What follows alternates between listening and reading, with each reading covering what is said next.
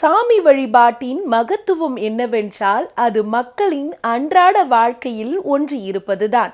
மனிதனின் அடிப்படை உணர்வுகளான நம்பிக்கை, பயம், நன்றி உணர்வு மற்றும் பாதுகாப்பு ஆகியவற்றின் மீது இந்த மரபு கட்டமைக்கப்பட்டுள்ளது.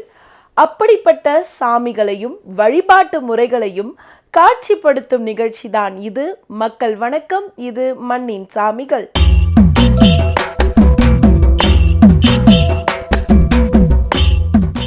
இன்றைய மண்ணின் சாமிகள் நிகழ்ச்சிக்காக சென்னை கோமலீஸ்வரன்பேட்டை பகுதியில் அமைந்துள்ள அருள்மிகு அரங்கநாத சாமி திருக்கோவிலுக்குத்தான் வந்திருக்கோம்.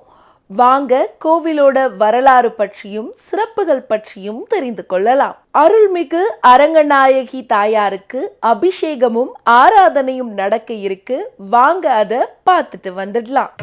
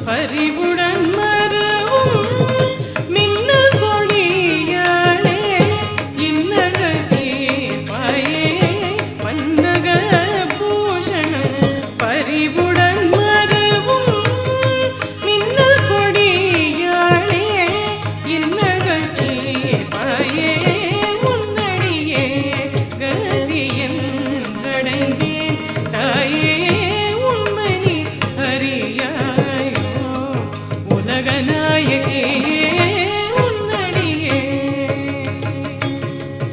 கதியின் அடைந்தே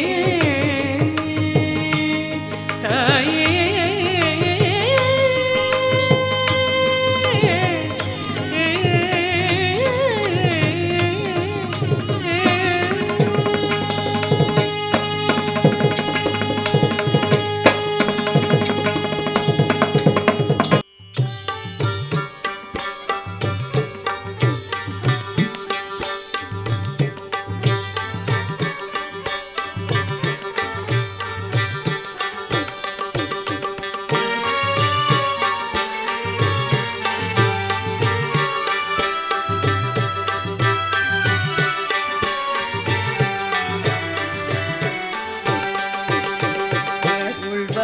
அங்கையர் கண்ணியே என் அன்னையே அருள்வாய் அங்கையர் கண்ணியே என் அன்னையே அருள்வாய் அங்கையர் கண்ணியே என் அன்னையே அருள்வாய் அங்கையர் கண்ணியே என் அன்னையே அருள்வாய் அங்கையர் கண்ணியே என் அன்னையே அருள்வாய் அங்கையர் கண்ணியே என் அன்னையே அருள்வாய் அங்கையர் கண்ணியே.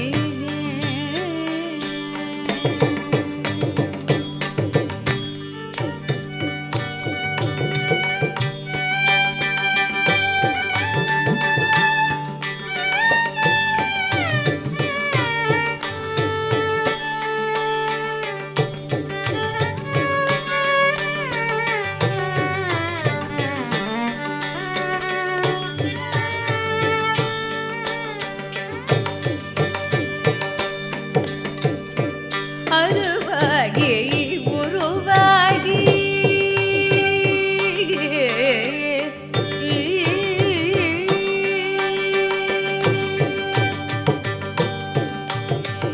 அருவாகி உருவாகி அகத்தில் எழும் பொருளாகி அருவாகி உருவாகி அகத்தில் எழும் பொருளாகி அருவாகி உருவாகி அகத்தில் எழும் பொருளாகி அருவாகி உருவாகி அகத்தில் எழும் பொருளாகி திருவென்ற தமிழில் தெள்ளமுத செல்வியே அருள்வாய் அங்கையர் கண்ணி அருவாகி உருவாகி அகத்தில் எழும் பொருளாகி திருவென்ற தமிழில் தெள்ளமுத செல்வியே. அருள்மிகு அரங்கநாத சாமி திருக்கோவிலுக்கு அன்றாடம் வரக்கூடிய பக்தர்கள் இத்திருக்கோவிலுக்கு வருவதன் மூலமா அவங்க வாழ்க்கையில நிகழ்ந்த முன்னேற்றங்களை பத்தி நம்ம கூட பகிர்ந்துக்கிறாங்க. வாங்க அதை கேட்டு தெரிஞ்சுக்கலாம். என் பேர் உமா மகேஸ்வரி.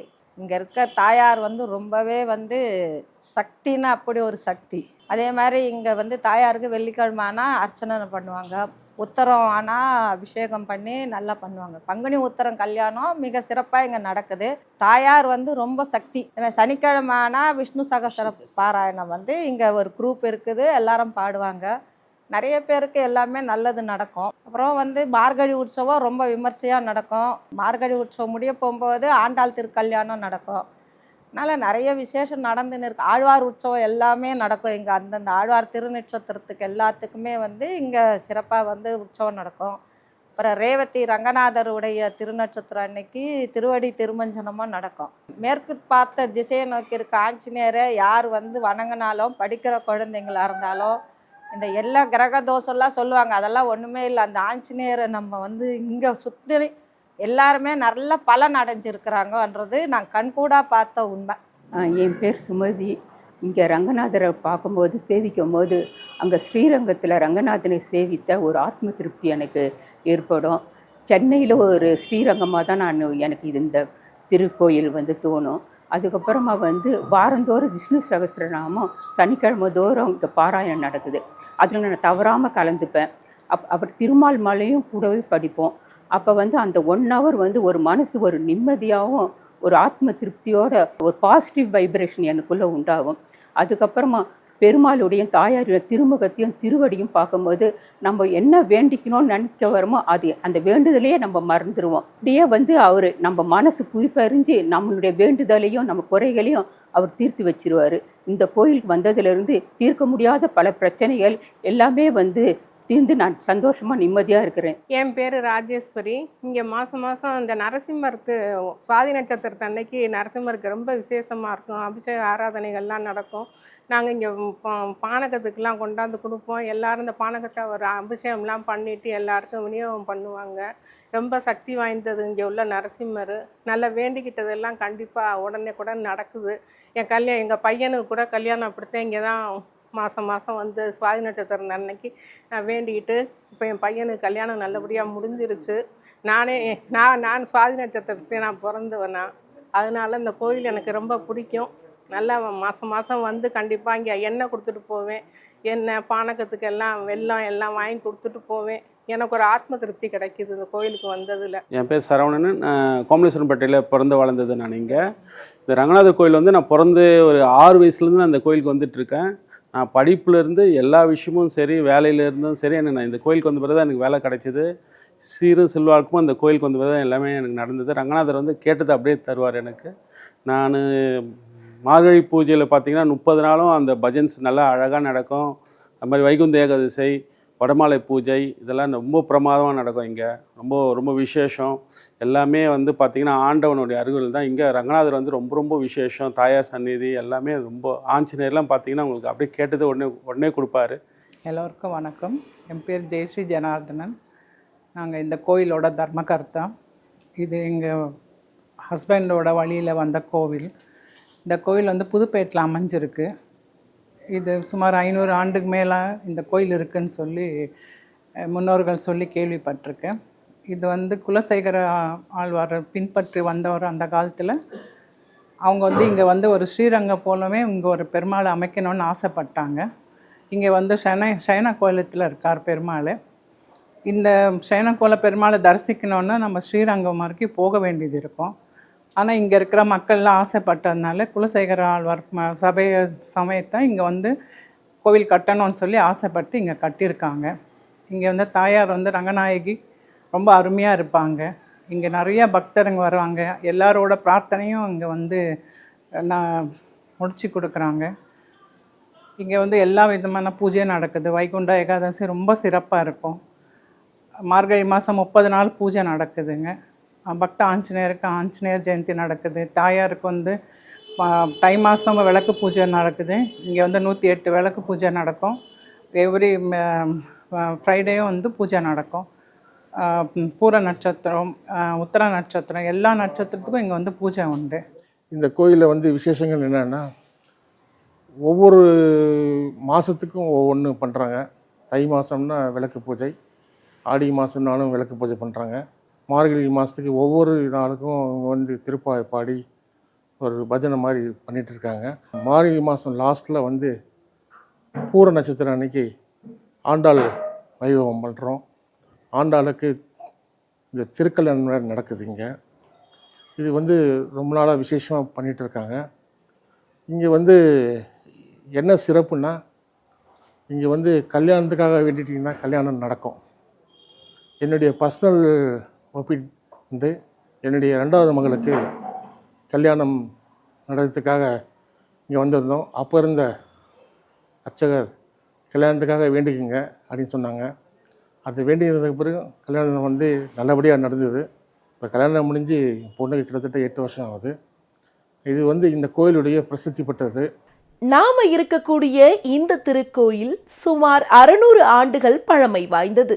இந்த கோவிலோட சிறப்பம்சம் என்னன்னா, எம்பெருமான் ஸ்ரீமன் நாராயணன் திருப்பார்கடலில் பள்ளி கொண்டிருப்பது போல ஸ்ரீரங்கத்துக்கு அடுத்தபடியா சென்னையில இந்த கோவில் தான் காட்சி அளிக்குது.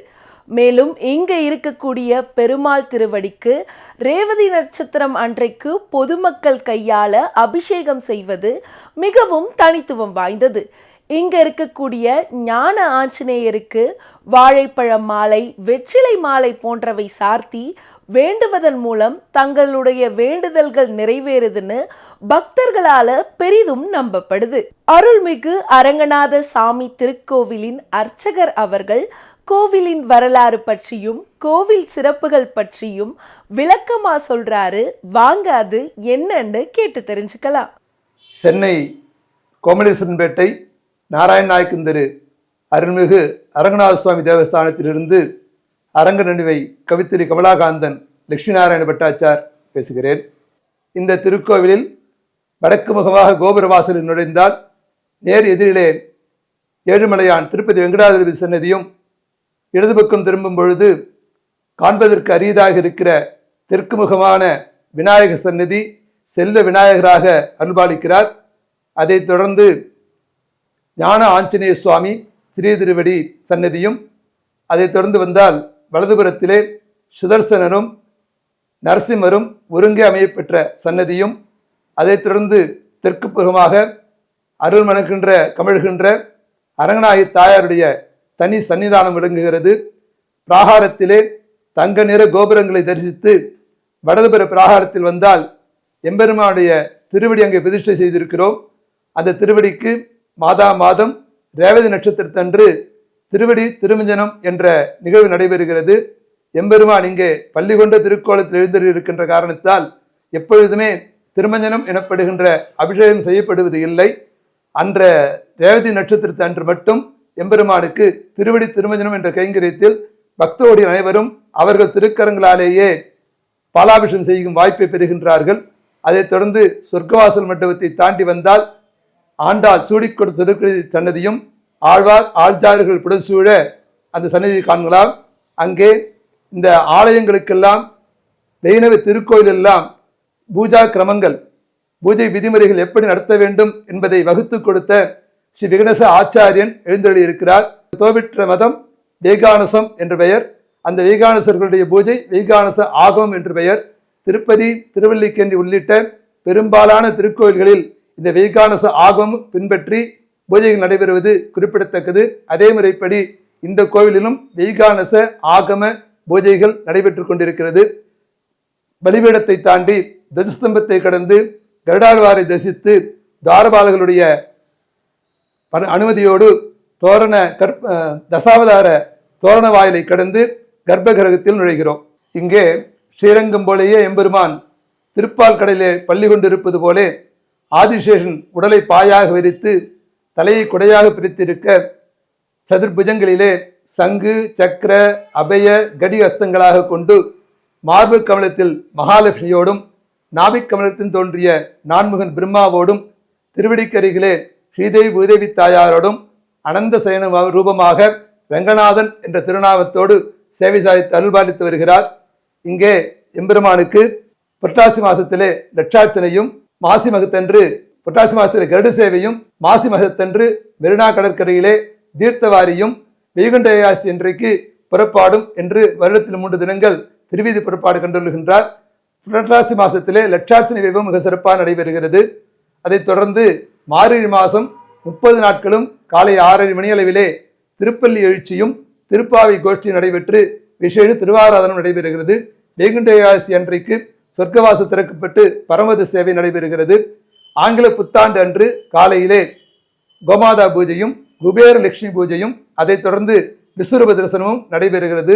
அன்று எம்பெருமான் மின்விளக்குகள்லாம் அணைக்கப்பட்டு 16 அகல் விளக்குகளே 16 பெற்று பெருவாழ்வு வாழ்க என்ற நோக்கத்தோடு பிரார்த்தனையோடு 16 அகல் விளக்குகள் ஏற்றப்பட்டு அந்த ஜோதியிலே எம்பெருமானை தரிசிக்கின்ற வாய்ப்பை பெற்று வருகின்றோம். இங்கே சிறப்பான விஷயம் என்னவென்றால், எல்லா அரங்கநாத சன்னதியிலும் ஆதிசேஷன் பெருமாளை பார்க்க இருப்பார், இங்கே அன்பர்களை பார்க்க இருக்கிறார். அதனால்தான் ஆதிசேஷன் அன்பர் நோக்க என்ற பாசனம் எழுதப்பட்டிருக்கிறது. ஆதிசேஷனை பொறுத்தவரை பெருமாளுக்கு பாயாக மட்டுமல்ல, அவர் சென்றார் குடையாம், இருந்தால் சிம்மாசனமாம், நின்றால் மறுபடியாம் என்ற வகையிலே அவர் நடந்தார்னா குடை, அமர்ந்தார்னா சிம்மாசனம், நின்றார்னா மறுபடி, ராமனா வந்தால் லக்ஷ்மணா வருவார். அந்த மாதிரி தாயாருக்கு அடுத்தபடியாக பெருமாளை பிரியாமல் இருக்கின்ற ஒருவர் ஆதிசேஷன். அந்த ஆதிசேஷன் அன்பர்களை பார்க்க இருக்க எழுந்தளிக்கிறது இந்த இடத்தினுடைய சிறப்பு. அந்த ஆதிசேஷன் நாதோஷம் மற்றும் ராகுகே தோஷங்கள் எல்லாம் இந்த எம்பெருமானை தரிசிப்பதனால் நீங்குவதாக ஐதீகம். அதை தவிர புதன்கிழமை மற்றும் வெள்ளிக்கிழமைகளில் ஜோதிட வல்லுநரின் ஆலோசனையின்படி காலை புதகோரையிலும் சுக்கிரவாரம் சுக்கிரகோரையிலும் எம்பெருமானை தரிசிப்பதால் பல அவர்களுடைய கோரிக்கைகள், நியாயமான கோரிக்கைகள்லாம் நிறைவேற்றப்படுவது கண்கூடாக காணப்படுகின்ற உண்மை. தென் திசை முடியை வைத்து வடதிசை பாதம் நீட்டி மேல் திசை பின்பு காட்டி கீழ்திசை கருணை கூட்டி ஆதிசேடன் அன்பர் நோக்க ஆனந்த பள்ளி கொள்ளும் கோமலபுரி அரங்கனை கண்ட கண்கள் மற்றொன்றினை காணாதே என்பதாக பாசுரம் இந்த எம்பெருமானை பற்றி வர்ணித்து எழுதப்பட்ட ஒன்று. இதை சேவித்துதான் இங்கே கற்பூர ஆரத்தி காட்டப்படும். பக்தகோடி அனைவரும் இதை சேவிக்கின்ற வழக்கத்தை வைத்திருக்கின்றார்கள். ஸ்ரீரங்கத்திலே குடதிசை முடியை வைத்து குணதிசை பாதம் நீட்டி வடதிசை பின்பு காட்டி தென்திசை இலங்கை நோக்கி என்ற வகையிலே தெற்கு பார்க்க அவர் முகத்தை வைத்திருக்கிறார். இங்கு அப்படி இல்லை. தென் திசை முடியை வைத்து தெற்கே முடியை வைத்து வடதிசை பாதம் நீட்டி வடக்கே பாதத்தை நீட்டி மேற்பிலும் பின்பு காட்டி மேற்கே முதுகை காட்டி கொண்டு கீழ்திசை கருணை கூட்டி, அந்த கருணை கூட்டி என்னன்னா அந்த முகத்தை பார்த்தாலே தெரியும் எம்பெருமானுடைய அந்த கருணை தாராளமாக பிரதிபலிக்கதை நன்றாக உணரலாம். கருணை கூட்டி ஆதிசேஷன் அன்பர் நோக்க, இந்த ஆதிசேஷன் அன்பர்களை நோக்கின்ற இந்த அமைப்பு இங்கே சிறப்பான ஒன்றாக கருதப்படுகிறது. அன்பர் நோக்க ஆனந்த பள்ளி கொள்ளும், நேர மல்லாந்து படுக்காம ஒரு சயத்னா மாதிரி சாச்சிட்டு இருப்பார். அந்த ஆனந்த பள்ளி கொள்ளும். இன்றளவில் இந்த ஏரியா புதுப்பேட்டை என்று சொன்னாலும் இந்த ஏரியாவுக்கு கோமலேசன்பேட்டை என்றுதான் பெயர். கோமலபுரி அரங்கனை கண்ட கண்கள் மற்றொன்றினை காணாதே என்பதாக அந்த பாசனம் அமைப்பெற்றிருக்கிறது. வாராந்திர வழிபாடாக ஒவ்வொரு சனிக்கிழமையும் மாலை 6:30 மணி அளவிலே விஷ்ணுதசனா பாராயணம், லக்ஷ்மி அஷ்டோத்திரம், திருமாலை சேவிக்கப்படுகிறது. அடுத்தபடியாக புதன் மற்றும் வெள்ளிக்கிழமைகளில் அந்த புதகோரை சுக்கிரகோரை வழிபாடு நடைபெறுகிறது. வியாழக்கிழமை மற்றும் சனிக்கிழமைகளில் இங்கே எழுந்தருளியிருக்கின்ற ஞான ஆஞ்சநேயருக்கு வெற்றிலை மாலை மற்றும் வாழைப்பழ மாலை சாவித்து அவருடைய நியாயமான கோரிக்கைகளும் குழந்தை பாக்கியமும் பெற்று வருகின்றார்கள். அடுத்தபடியாக ஆடி மாதம் தைவெள்ளிக்கிழமைகளில் அரங்கநாயகி தாயாருக்கு டோலோத்சவம் எனப்படுகின்ற ஊஞ்சல் உற்சவம் நடைபெறுகிறது. ஆடிப்பூரத்தன்று இங்கே எழுந்தருளிக்கிற சூடிக்கொடு சுடற்கடிக்கு விசேஷான திருமஞ்சனமும் மாலை அலங்கார திருவாராதனமும் நடைபெற்று வருகிறது. புரட்டாசி மாசத்தில் அன்னக்கோடி உற்சவம் நடைபெறுகிறது. புரட்டாசி மாத கடைசி வார சனிக்கிழமை அன்னக்கோடி உற்சவம் நடைபெறுகிறது. தைவெள்ளிக்கிழமை கடைசி வாரம் 108 பெண்களுக்கு முற்றிலும் இலவசமாக திருவிளக்கு பூஜை செய்யப்படுகிறது. அதை தவிர பக்தர்கள் வேண்டுகோளுக்கு இணங்க அவருடைய அனுபவத்தின் மூலமாக அஷ்டலட்சுமி சகித தீபஸ்வரூப மகாலட்சுமி பூஜை என்ற ஒரு பூஜை இங்கே நடைபெறுகிறது.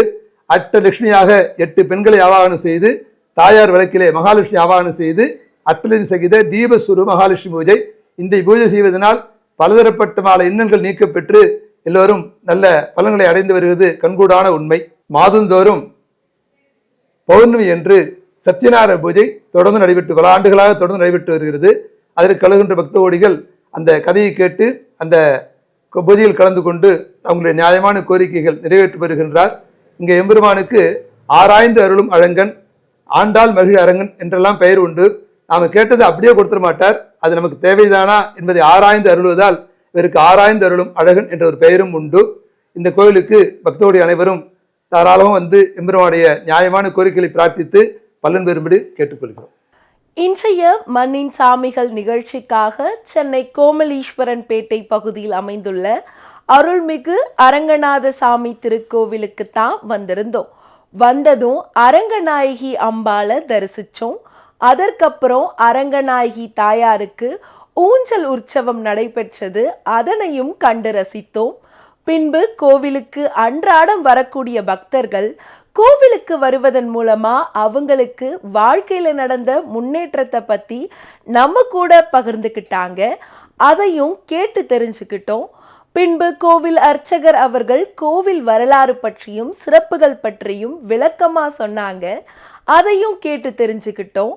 நீங்களும் அருள்மிகு அரங்கநாத சாமி திருக்கோவிலுக்கு வந்து வழிபட்டு அருள் பெறுங்க. மீண்டும் இது போன்ற ஒரு நிகழ்ச்சியில் சந்திப்போம். நன்றி, வணக்கம்.